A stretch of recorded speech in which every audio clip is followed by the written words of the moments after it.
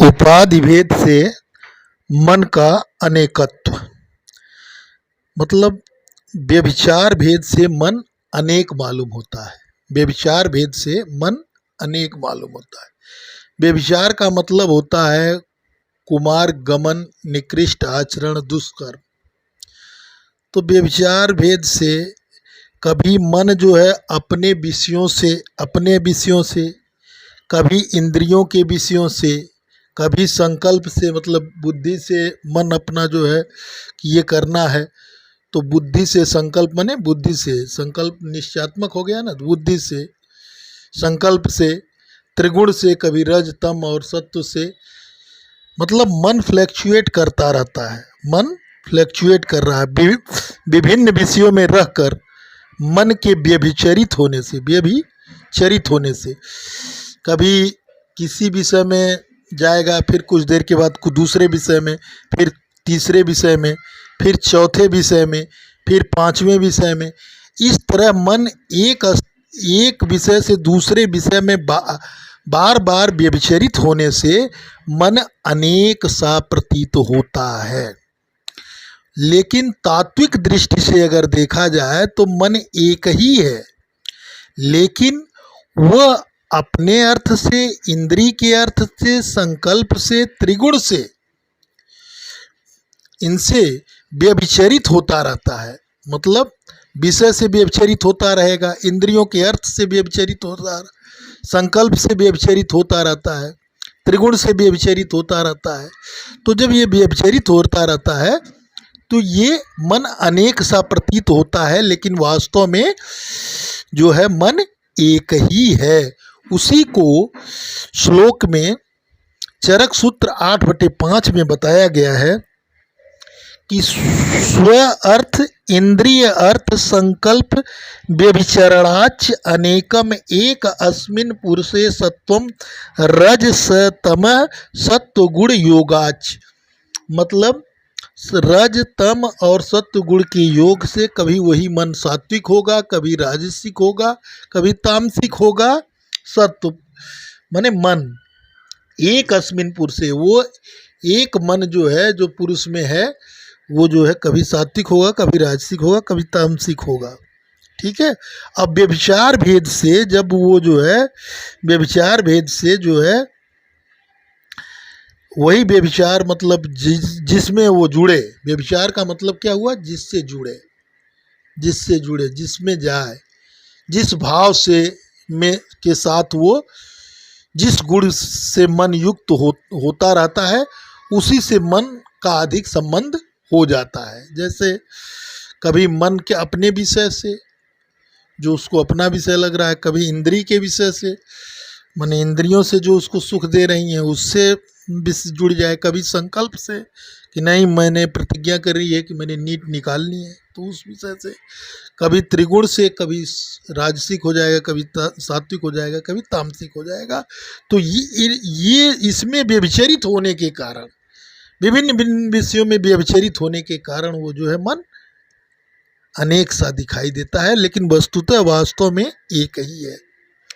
फिर आगे के श्लोक में चरक सूत्र 8/5 में बताया है न च अनेकत्वम, मतलब मन अनेक नहीं है। फिर आगे के श्लोक में ही बोला है न ही एकम ही एक कालम अनेक एषु प्रवर्तते, न ही एकम ही एक कालम अनेक एषु प्रवर्तते। माने एक होने से एक ही काल में अनेक विषयों में प्रवृत्त नहीं हो सकता। माने एक होने से एक काल में अनेक विषयों में प्रवृत्ति नहीं हो सकता। फिर बोला है तस्मान न एक काला सर्व इंद्रिय प्रवृत्ति ही।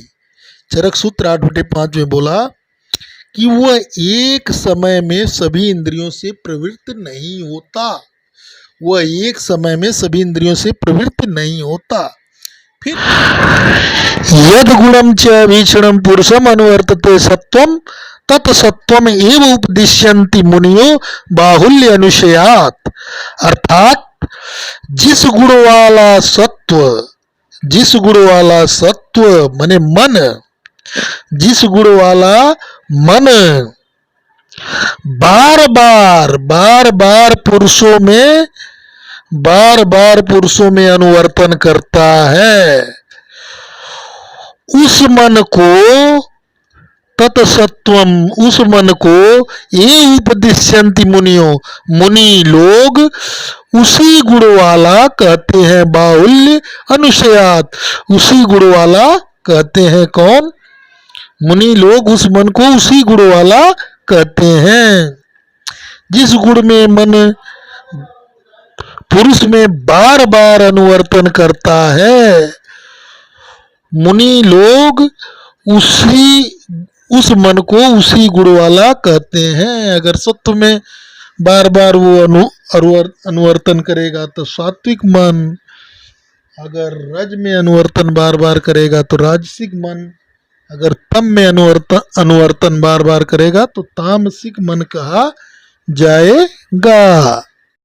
दो वर्ड आते हैं, एक व्यभिचारी वर्ड आता है, एक अव्यभिचारी। तो व्यभिचारी का मतलब होता है निकिष्ट काम, निकिष्ट काम, कुमार्ग गमन, निकिष्ट आचरण, कुकर्म, ये व्यभिचारी का मतलब। अव्यभिचारी का मतलब होता है सात्विक काम। सात्विक काम जो होते हैं अव्यभिचारी कर्म होते, अव्यभिचारी कर्म होते हैं। सात्विक काम क्या होते हैं? अव्यभिचारी कर्म होते हैं। और राजसिक और तामसिक जितने भी कर्म होते हैं वो व्यभिचारी कर्म कहे जाते हैं। राजसी तामसी भाव को व्यभिचारी भाव कहते हैं, सात्विक भाव को अव्यभिचारी भाव कहा जाता है। संशयो निश्चयो गर्भ, वेदांत ने बताया अहंकार की परिभाषा, संशय का निश्चय करना, बाद में जो अनुभूति होती है उसे अहंकार कहते हैं या गर्व कहते हैं। हठ प्रदीपिका में चित्त की प्रवृत्तियां दो बताई हैं, वासना और प्राण। वासना और प्राण, आयुर्वेद में इसको आप कह सकते हैं कि मन और वात। दुग्ध अम्बुवत सम्मिलितो उभो, दूध और पानी जिस तरह एक दूसरे में रहते हैं, उसी तरह मन और वात या वासना और प्राण एक दूसरे में रहते हैं। एक के नाश होने पर दूसरे का स्वतः नाश हो जाता है और एक के रहने पर दूसरा स्वतः बना रहता है।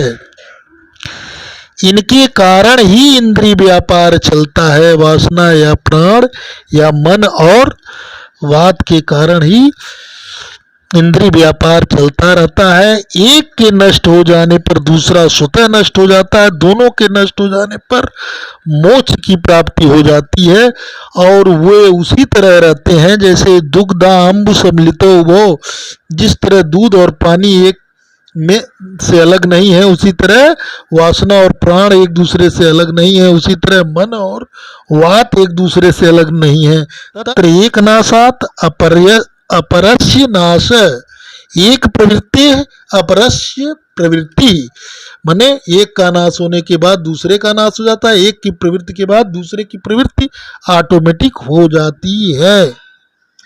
और मन का इंद्रियों से संबंध जो होता है वो वात के द्वारा होता है। ठीक है, तो यहाँ पर वासना और प्राण के बारे में हठ प्रदीपिका में बताया गया है कि जो है दूध और पानी जिस तरह एक दूसरे के साथ रहते हैं, वासना को हम अगर और थोड़ा सा वो करें तो मन और वात, प्राण मने वात, तो वात और मन, वासना जो है मन में ही तो रहती है, तो मन और वात एक दूसरे से जिस तरह दूध में पानी रहता है उस तरह रहते हैं। और मन के नष्ट हो जाने पर जो वात नष्ट हो जाता है, माने प्राण नष्ट हो जाता है। वासना नष्ट हो जाएगी तो आदमी जो है, या मन में वासना खत्म हो जाएगी तो मोक्ष हो जाएगा। अब प्राण के निकल जाने के बाद वासना समाप्त हो जाएगी। मतलब एक दूसरे के से वो जो है, एक के नाश होने के बाद दूसरा का नाश, एक में प्रवृत्त होने के बाद दूसरे की प्रवृत्ति हो जाए। एक रहेगा तो दूसरा ऑटोमेटिक रहेगा, और दूसरा नहीं रहेगा तो एक उसके साथ जो दूसरा है वो नहीं रहेगा। प्राण का नष्ट हो जाएगा तो वासना नष्ट हो जाएगी, वासना नष्ट हो जाए तो प्राण नष्ट हो जाएगा। मोक्ष हो जाएगा। यही चीज उसमें बताया गया है। अर्जुन ने जब श्री कृष्ण भगवान से कहा कि भगवान ये मन तो बड़ा चंचल है, प्रमथन है, स्वभाव वाला है, बड़ा दृढ़ है, बलवान है, इसीलिए इसका वश में करना मैं वायु को रोकने की बात अत्यंत दुष्कर मानता हूं। चंचलम ही मनः कृष्ण प्रमाथि बलवद दृढ़म तस्य अहम निग्रहम मन्ये वायोर इव सुदुष्करम। मतलब हे प्रभु, ये मन बड़ा चंचल प्रमथन स्वभाव वाला है, बड़ा दृढ़ है, बड़ा और बलवान है, इसलिए इसका बस में करना मैं वायु को रोकने की भांति के समान अत्यंत दुष्कर मानता हूं। तब जो है भगवान ने बोला, भगवान ने क्या कहा, असंशयम महाबाहो मनो दुर्निग्रहम चलम अभ्यासेन तू कौन्ते वैराग्येण च गृह्यते। मतलब हे महाबाहो, निसंदेह मन चंचल और कठिनता से बस में होने वाला है, परंतु हे कुंती पुत्र अर्जुन, यह अभ्यास और वैराग्य से बस में होता है। ये दोनों बात उन्होंने 6/34 और 35 वाले श्लोक में गीता के कही है। तो उन्होंने वहां पर यह बताया है कि अब वैराग्य का कुछ लोग अर्थ लगाते हैं कि कर्म छोड़ दिया जाए। कर्म छोड़ना वैराग्य नहीं है, बल्कि जो कर्म में आप लोग आसक्ति लगाए रहते हैं, आसक्ति को छोड़ना ही वैराग्य है। आसक्ति छोड़ दीजिए, कर्म करते रहिए, लेकिन उसमें जो फल की आसक्ति लगाए रहते हैं उसको छोड़ना है। आसक्ति छोड़ना ही वैराग्य है। चित्त की स्थिरता के लिए जो बार बार प्रयत्न किया जाए, चित्त की स्थिरता के लिए जो बार बार प्रयत्न किया जाए वो क्या है? अभ्यास है। तत्र स्थितो यत्नो अभ्यास है। इसमें काफी लंबा समय लग सकता है, अतः धैर्य होना चाहिए। जिस तरह जो है योगी पुरुष जो है जब समाधि लगाते हैं तो समाधि लगाने के पहले बहुत सी अवस्थाएं उनको देखनी पड़ती है, धीरे धीरे अभ्यास करते हैं। तो उन्होंने कहा मन को अभ्यास और वैराग्य से ही कंट्रोल किया जा सकता है। शिव संहिता में शरीर के बारे में बताया गया है कि मांस अस्थि स्नायु मज्जा आदि निर्मितम भोग मंदिरम केवलम दुख भोगाय नाड़ी संतति गुल्फितम। शिव संहिता 98 वाले श्लोक में बताया है कि शरीर जो है मांस अस्थि स्नायु मज्जा आदि से निर्मित, यह शरीर केवल दुख भोगने का हेतु है। केवल यह शरीर जो है दुख भोगने का हेतु है। और वहां पे शिव संहिता में जो है प्रकृति को माया बताया गया है। प्रकृति को क्या बताया गया है? माया है। और उन्होंने बताया है कि प्रकृति जो त्रिगुणात्मक होती है, जिसमें प्रकृति के अंतर्गत 23 जो तत्व आते हैं, महान जिसको बुद्धि भी कहते हैं, महान अहंकार और 11 इंद्रियां और 5 तन्मात्राएं और 5 महाभूत, इस 23 तत्वों को प्रकृति से उत्पन्न हुआ माना जाता है। तो ये जो 23 तत्व हैं प्रकृति से उत्पन्न होते हैं और इन 23 तत्वों को माया से माना जाता है। यही माया है। तो मन भी माया के ही अंतर्गत आता है। तो संसार और माया, संसार को शिव संहिता में माया बोला गया है, प्रकृति को भी गीता में माया बोला गया है। तो ब्रह्मा की शक्ति से उत्पन्न हुआ यह संसार माया है, जो कि त्रिगुणात्मक होता है।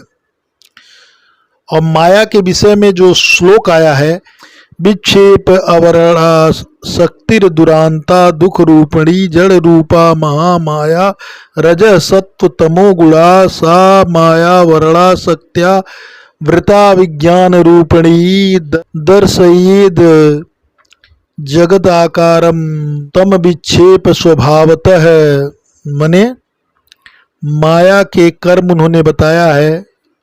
माया के दो कर्म बताया है, आवरण और विक्षेप। आवरण क्या है? तो जो प्रकृति है वो त्रिगुणात्मक होती है, सत्व और रज और तम।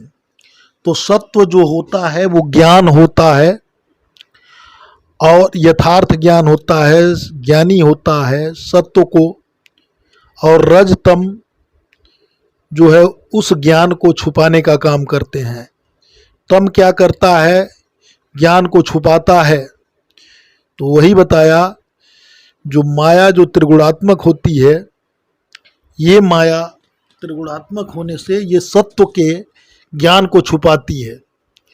अब विक्षेप मतलब ये होता है कि मनुष्य को भ्रमित कर देना, जो सही चीज है उससे दूसरा चीज दिखाना। जैसे जादूगर होते हैं, जादूगर जो क्या करते हैं कि सही चीज को फाल्स करके दिखा देते हैं, जिसको आपको लगता है ये कैसे हो गया। तो उसी तरह रज जो है, जो हमारा रज गुण है, वो हमें भ्रमित करता है।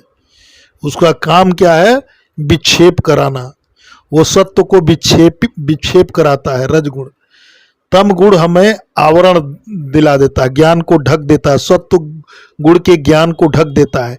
एक्चुअली माया के साथ जो है, इसमें एक जो है परमात्मा जो है वो सत्व गुण युक्त है, और माया जो है त्रिगुणात्मक है। तो माया प्रकृति में परमात्मा है, परमात्मा प्रकृति से अलग नहीं है, लेकिन डोमिनेंट जो है प्रकृति पर परमात्मा ही है।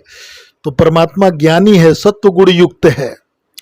तो उस सत्व को तम, रज और तम जो है भ्रमित करते हैं, उस ज्ञान को भ्रमित करते हैं, सत्व गुण के ज्ञान को भ्रमित करते हैं।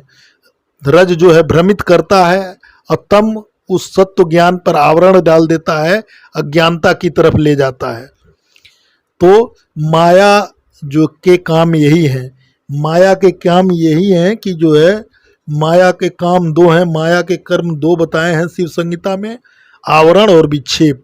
आवरण माने यथार्थ ज्ञान को छुपाना, माने सत्व जो परमात्मा का अंश है, जो ज्ञानी है, तो सत्व के जो ज्ञान है उसको छुपाना।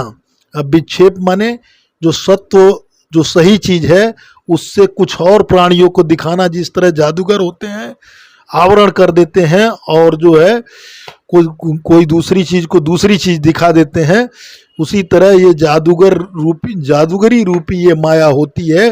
शिव संहिता के अनुसार इसके दो कर्म हैं, आवरण और विक्षेप। और इसी जादुई रूपी में एक सत्व जो भगवान का अंश है वो रहता है। सत्व माने ज्ञान, यथार्थ ज्ञान। जैसे मन है, रजोगुण बहुल्य बात है, रजोगुण बहुल्य पित्त है, सत्वगुण बहुल, ज्ञान गुण बहुल्य पित्त होता है, अग्निगुण बहुल्य पित्त होता है, कफ जो है तमोगुण बहुल्य होता है, आवरण गुण बहुल्य होता है। तम का काम होता है आवरण करना, रज का काम होता है भ्रमित करना, तम का काम है आवरण करना। ठीक है। इसी नाते जो है माया, जब आपको नींद आती है तो तमोवात कफा तंद्रा निद्रा श्लेष्म तमो भवा, तो जब किसी पर आवरण डाल दिया जाता है तो ज्ञान नहीं होता, तो आपको निद्रा की अवस्था में ज्ञान नहीं होता। इसी तरह जब विक्षेप हो जाता है, भ्रम हो जाता है, तो जैसे आप चक्कर आने लगा, भ्रम हो गया, रज पित्ता नीलाद भ्रम, तो वहाँ रज माने वायु बढ़ गई। तो माया में जो रज और तम होते हैं ये आपको आवरण डालते हैं सत्व ज्ञान पर और भ्रमित करते हैं। तो प्रकृति में भगवान के साथ साथ एक ज्ञानी के साथ साथ दो अज्ञानी भी बैठे हुए हैं। तो जो अज्ञानी बैठे हुए हैं वो हमें आवरण और विक्षेप करके दिखाते हैं प्रकृति को। तो प्रकृति वास्तव में माया है और सत्व जो है परमात्मा है। तो परमात्मा जो है, परमात्मा ही जो है सत्व है। तो परमात्मा को यथार्थ ज्ञान को नहीं दिखाकर दूसरा चीज दिखाते हैं। तो माया का यही अर्थ है। तो प्रकृति जिसको हम माया कहते हैं ये 23 तत्वों की बनी हुई है। जिसमें महान और बुद्धि को एक ही माना जाता है। अहंकार, एकादश इंद्रियां और पंच तन्मात्राएं और पंच महाभूत, इनको जो है 23 को जो है हम प्रकृति माया मानते हैं। और जो है परमात्मा का अंश जो होता है, जीवात्मा जो होती है, जो जीव में बैठी हुई है, वो आत्मा जो है हृदय में जो बैठी हुई है, हृदय में, हृदय की बात कोई नहीं सुनता है, हृदय में जो बैठी हुई, हम तो ब्रेन से ही सब कुछ कर देते हैं, मन, इंद्रिय और बुद्धि, इसी से व्यक्ति काम करता है। हृदय में बैठा जो परमात्मा है, वो जो है जिस तरह हिरण के अंदर कस्तूरी बैठा होता है नाभि में, उसी तरह हमारे अंदर आत्मा जो है हृदय में बैठी हुई है। और वो जो है उसकी हम बात नहीं सुनते हैं, इधर उधर घूमते रहते हैं कि ये सुगंध कहाँ से आ रही है। और घट में जिस तरह राम गर्भ हर जगह है, और फिर भी आदमी जो है उसी में जो है परेशान है कि कहाँ जो है राम है, जबकि उसके अंदर ही राम है। तो भाव जो होता है, भाव जो है दो, एक हमने बताया था व्यभिचारी, अव्यभिचारी। तो अव्यभिचारी भाव जो होता है वो निवृत्त मार्ग हो जाता है। उसमें व्यक्ति जो है स्व निग्रह, जो हमने बताया था कि वो जो है अव्यभिचारी में वो जो है इंद्रियाभिग्रह होगा और जो है प्रवृत्ति मार्ग हो जाएगा। प्रवृत्ति मार्ग में एक काम होगा तो और अलग काम सोचेगा, तो उससे माया जाल में फंसता जाता है। तो प्रवृत्ति मार्ग में जो है उसी नाते वो बताया राजसी और तामसिक भाव, ये जो है प्रवृत्ति मार्ग में ले जाते हैं। राजसी और तामसिक भाव ये प्रवृत्ति मार्ग में ले जाते हैं। और सात्विक भाव जो होता है हमें, वो जो है निवृत्त मार्ग में ले जाता है। वो केवल भगवान के अलावा किसी को नहीं में, तो उसमें जो है फिर जो है वो टारगेट बना लेता है अपना प्रभु को, तो ध्येय हो जाता है। और जो टारगेट बनाता है वो ध्याता हो जाता है, फिर धारणा करेगा, ध्यान करेगा, समाधि करेगा और फिर परमात्मा को पा जाएगा। और इसी तरह जब प्रवृत्ति मार्ग में जाएगा तो वो प्रवृत्ति मार्ग में जो है इंद्रिय का अभिग्रह होगा, माने इंद्रियां उसमें जो है जुटेंगी। और फिर वो जो इंद्रियां ध्येय होगा, धारणा करेगा और ध्यान करेगा, फिर जो है उसका जो है उस इंद्रियों का जो है उस इंद्रियों से ध्येय धारणा होगा, और उसके बाद जो है वो आत्महत्या की तरफ चला जाएगा। क्षणिक सुख को वो अपना जो है वो मान लेता है कि क्षणिक सुख को। तो ये प्रवृत्ति मार्ग एक्चुअल में ये अगर आप इसको इस तरह कहें कि ये प्रवृत्ति मार्ग जो है, ये समाधि जो है क्षणिक सुख के लिए समाधि है। तब भी समाधि का जो यहाँ ये समाधि नहीं बढ़ाना चाहिए।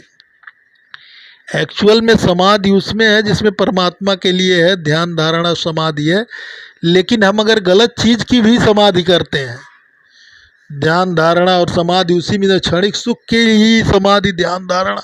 अब जैसे मान लीजिए अगर आपका कोई ध्येय बन गया गलत चीज़ के लिए, मतलब तो उसी का ध्येय करेंगे, वही आपको सपने में आएगी, धारणा बनेगा उसी का, और वही ध्यान में आएगा बार बार। तो आप उसी गलत चीज़ का, तो क्षणिक सुख के बाद फिर वो जो है नहीं मिलेगा तो आत्महत्या कर लेंगे। तो ये प्रवृत्ति मार्ग में एक चीज़ खुलता है, एक काम होगा कि मेरे बच्चे की सर्विस लग जाए तो मेरे बच्चे के, और जो है बच्चा जो है हो जाए, फिर बच्चे हो गए तो उनकी शादी हो जाए, तो बच्चे नौकरी पा जाएं, तो एक दूसरे से चेन ये बढ़ती जाएगी प्रवृत्ति मार्ग में। प्रवृत्ति मार्ग में एक चीज़ से दूसरी चीज़ फिर इसी नाते कबीर दास जी ने बोला, माया मरी न मन मरा। न माया मरी मतलब प्रकृति न मरी, न मन मरा, मर मर गया शरीर। शरीर बार बार मरता है, लेकिन आदमी की माया और मन ये कभी नहीं मरते हैं। आशा तृष्णा ना मरी, यूं कह गया कबीर। और आशा और तृष्णा भी मनुष्य के कभी मरते नहीं है, ये हमेशा रहते हैं। कबीर माया पापिड़ी, कबीर माया पापिड़ी मतलब माया, कबीरदास जी ने माया को पापड़ी कहा है। हरि से करे हराम, जो कि हरि का दर्शन होने से रोके, माने हरि की तरफ जो रास्ते जाते हैं उनसे उनको तरफ न ले जाए। क्योंकि हमने बताया माया के कर्म क्या है, आवरण और विक्षेप। आवरण का मतलब होता है छिपाना, विक्षेप का मतलब होना है आपको भ्रमित कर देना। एक चीज आपको देखेंगे, दूसरा चीज जगत के प्राणियों को भ्रमित करके कुछ और दिखाना, जैसे जादूगर होते हैं, आपको दिखाएंगे कुछ और भ्रमित कर देते हैं, आवरण। तो इसी तरह माया के कर्म शिव संहिता में सबसे बढ़िया माया के विषय में कहा गया है। माया के विषय में कहा गया है कि ज्ञान को जो छुपाए वो आवरण है, और जगत के प्राणियों को भ्रमित करके कुछ और दिखाए वो विक्षेप है। तो यही वहां पर हमने इसमें बताया था आपको, माया में माया के कर्म जो है आवरण और विक्षेप, ज्ञान को छुपाना और जगत के प्राणियों को भ्रमित करके कुछ और दिखाना। तो वहां पर कहा कबीर माया पापिड़ी, कबीर दास जी ने कहा माया पापिड़ी है, हरि से करे हराम, जो हरि की तरफ नहीं जाने देती है। हरि से करे हराम माने जैसे होता ना, अरे बड़ा नमक हराम है, जो हरि की तरफ उसको नहीं जाने देती है। मुख कड़ियाड़ी कुमत की, कड़ियाड़ी मतलब होता है जंजीर, मुख कड़ियाड़ी कुमत की, कहण न देई राम, मतलब मुख से राम का नाम कभी नहीं आने देती है माया। दिन भर आप 24 घंटे उसी में रहेंगे, हमारा बच्चा, हमारी पत्नी, हमारा ये सामान ले जाना है, वो सामान है। तो ये मुख कड़ियाड़ी कुमति की, अज्ञानता की, कुमति माने अज्ञानता की, ये जो जंजीर है मुख में कि ये मेरा परिवार है, ये है, वो है, वो कहण न देई राम, ये राम को कहने नहीं देती है। फिर बोले कस्तूरी कुंडल वसे, कस्तूरी कुंडल वसे मृग ढूंढत बन माय, मने मृग के अंदर कस्तूरी उसकी नाभि में है, लेकिन फिर वो सुगंध को देखता है कहां से आ रही, पूरे वन में घूमता रहता है सुगंध कहां से आ रहे। ऐसे घट घट राम है दुनिया जानत नाही, इसी तरह घट घट माने हर जगह राम है, लेकिन आदमी मंदिर जाता है, मस्जिद जाता है, गुरुद्वारा जाता है, यह जाने की क्या आवश्यकता है जब घट घट राम है। मन के प्रकार, यद इंद्रियाणाम अभिग्राहकम च मन इति अभिधीयते तत् त्रिविधम आख्यायते शुद्धम राजसम तामस इति। गण भेद से मन के प्रकार जो है, गण भेद से मन के 3 प्रकार है। शुद्धम का मतलब होता है सत्व, तो गण भेद से मन के 3 प्रकार हैं। शुद्ध मतलब सत्व, और राजस मीन्स रज, और तम, तामस मीन्स तम। बल भेद से मन के प्रकार बताए गए हैं, प्रवर, मध्यम, अवर। प्रवर का मतलब होता है सत्व गुण युक्त अगर होगा तो प्रवर होगा, मध्यम रज गुण युक्त मध्यम, अवर जो है तम गुण युक्त होगा तो अवर होगा। मन के 3 गुण हो गया, मन के गुण तो 2 है, अड़ुत्तम चैकत्तम 2 गुणों मनसो स्मृत, चरक शारीर 1/19 के अनुसार, अणुत्व एकत्व। लेकिन अगर हम देखें कि जो है गण भेद से, तो मन के 3 प्रकार हो जाते हैं, सात्विक, राजसिक और तामसिक। तो मन के 3 गुण भी होते हैं। सात्विक, सत्व गुण का में मन अगर बार बार अनुवर्तन करता है तो सात्विक मन बोला जाएगा। मन अगर रज में बार बार अनुवर्तन करता है, रज गुणों में, तो राजसिक गुण बोला है। मन अगर तम वाले गुणों में बार बार अनुवर्तन करता है तो तामसिक मन बोला जाएगा। मन के सामान्य गुण प्रशस्त पाद ने, करिकावली और वैशेषिक ने 8 गुण माने हैं। संख्या, संख्या में मन 1 है। परिमाण, परिमाण का मतलब होता है मैग्नीट्यूड, मैग्नीट्यूड में वो अणु है, बहुत मेजरमेंट में बहुत छोटा है मन, ये बिल्कुल सही है। पृथकत्वम, पृथकत्व मतलब क्या होता है, सेपरेशन फ्रॉम द सब्जेक्ट, जिस सब्जेक्ट से अगर किसी सब्जेक्ट विषय से हटना चाहेगा तो मन स्वतः उससे हट जाएगा। संयोग, और किसी से अगर विषय से संयोग करना चाहेगा तो उसमें संयोग की भी एबिलिटी होती है मन के अंदर, तो संयोग भी गुण हुआ। विभाग मतलब संयोग नाशक गुण, डिटैचमेंट, वही जो पृथकत्व और विभाग दोनों एक ही चीज है, अलग अलग मान लिया गया है। वो भी जो है किसी चीज से डिटैच हो जाएगा, किसी विषय से हटना चाहे तो उसमें ये प्रॉपर्टीज होती है मन में कि वो जो है उससे डिटैच कर जाएगा, और पृथक अगर होना चाहेगा तो मन जो है पृथक भी हो जाता है, separate from the subject, subject से सेपरेट हो जाना।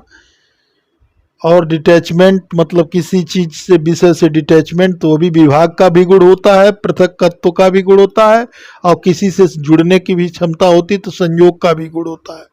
परत्व माने प्रधान, तो परत्व मतलब इसमें प्रधानता का भी गुण है, अप्रधानता के गुण है। मतलब अगर चाह ले ये तो ईश्वर को अपना मान ले, तो अपने ऊपर ईश्वर को डोमिनेट कर ले, तो वो अप्रधान हो जाएगा उस समय। और कभी कहो तो ईश्वर को ही न माने, कहा कि हम ही प्रधान हैं, ईश्वर अप्रधान है, तो परत्व अपरत्व का भी इसमें गुण होता है। संस्कार का मतलब होता है भाई मन में संस्कार से दूसरे गुणों का अनुवर्तन किया जा सकता है, ठीक है, ट्रांसफॉर्मेशन। अगर मन को सात्विक चीजों में लगाया जाएगा तो सात्विक मन हो जाएगा, राजसिक चीजों में बार बार लगाए तो राजसिक चीजें हो जाएंगी। तो जैसा संस्कार जैसे बच्चों को देंगे उसी तरह बच्चे का मन होगा। तो संस्कार मतलब ट्रांसफॉर्मेशन। योग वशिष्ठ ने मन को संसार की नाभि कहा है, योग वशिष्ठ ने मन को संसार की नाभि कहा है। मन के दोष जो है दो है, रज और तम है। मानस पुनः उदिष्टो रजस् तम एवच, चरक सूत्र 1/57। संस्कार भी इसमें दो तरह का बताया, ज्ञान संस्कार और स्थित स्थापक संस्कार। ज्ञान संस्कार को भावना कहते हैं, और स्थित स्थापक संस्कार को स्थित स्थापक संस्कार भी कहते हैं। तो मन में 8 गुण प्रशस्त पाद करिकावड़ी वैशेषिक ने माने हैं। मन के विषय में बताया गया है, युगपद ज्ञानान उत्पत्ति मनसो लिंगम। एक साथ अनेक विषयों का ज्ञान का न होना मन का लक्षण है, ये न्याय दर्शन ने बताया है। सुखाद उपलब्धि साधनम इंद्रिय मनः तच्च प्रत्यात्म नियत्वात् अनंतम परमाणु रूपम नित्यम च। तर्क संग्रह। सुख और दुख का के ज्ञान का साधन जो इंद्रिय है वो मन है, वह प्रत्येक जीवात्मा के साथ नियत होने से अनंत परमाणु रूप तथा नित्य है। फिर बताया मन जो है उभयात्मक है, ये सब तो बता दिया है। मन है सुश्रुत ने, सांख्य ने भी इसको माना है। मन के 2 गुण हैं, ये सब अणुत्तम चकत्तम 2 गुणों मन से स्मृत। मन के विषय चिंतम विचार्य मुह्यम च ध्येयम संकल्प एव च यद किंचित मनसो ज्ञेयम तत्सर्वम अर्थ संज्ञकम। चरक शारीर 1/20 में। विकल्प में संकल्प लेना ये मन का काम है, मतलब मन के कर्म है इंद्रियाभिग्रह, कर्म मन से स्व से निग्रह, उहो विचारस्य तत्परम बुद्धि प्रवर्तते। ये जो है बता दिया है। मन के अधिष्ठान भी हमने बता दिया है। एक यहाँ पर जो है श्लोक है जो थोड़ा सा है, यदवत अतीन्द्रियाणाम पुनः सत्वादीनाम केवलम चेतनावत च शरीरम अयन भूतम अधिष्ठान भूतम च। चरक विमान 5/6 में उन्होंने बताया है कि जो है मार्गभूत आश्रयभूत जो है, जो सर्व शरीर में ही जो है उसको जो है मन का अधिष्ठान माना है।